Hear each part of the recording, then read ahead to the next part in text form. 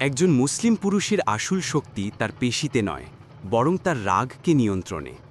রাসূল সাল্লাল্লাহু আলাইহি ওয়াসাল্লাম বলেছেন, যে রাগের সময় নিজেকে থামিয়ে রাখে, আল্লাহ তাকে কিয়ামতের দিনে সম্মান দেবেন। উত্তম আচরণ কখনো বড় বড় কাজে প্রমাণ হয় না, বরং ছোট ছোট আদবে। দরজা খুলে দেয়া, কাউকে আগে যেতে দেয়া, এগুলোই আল্লাহর কাছে বড় আমল। পুরুষের চরিত্র প্রথম বোঝা যায় তার কথা থেকে। মিথ্যা, গালি, কটু ভাষা মুমিনের মুখে মানায় না। নরম ভাষা মানুষের হৃদয় জয় করে, আর কঠিন ভাষা সম্পর্ক ভেঙে দেয়।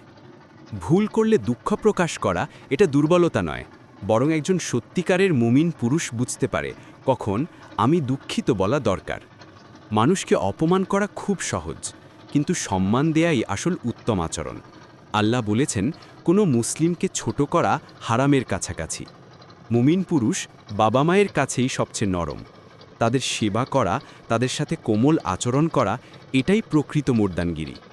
কারো বিপদ দেখলে সাহায্য করতে এগিয়ে যাওয়া ঈমানের অংশ। রাসূল সাল্লাল্লাহু আলাইহি ওয়াসাল্লাম বলেছেন, যে ভাইকে সাহায্য করে আল্লাহ তার সাহায্যে থাকেন। অন্যের ভুল ঢেকে রাখা মুমিনের স্বভাব। তুমি যদি কারো ভুল গোপন রাখো, আল্লাহ দুনিয়া আখিরাতে তোমার ভুল গোপন রাখবেন। উত্তম আচরণ মানে শুধু মানুষের কাছে ভালো হওয়া নয়, একা থাকলেও নিজের নফস, চোখ, জিহ্বা সব নিয়ন্ত্রণ করা।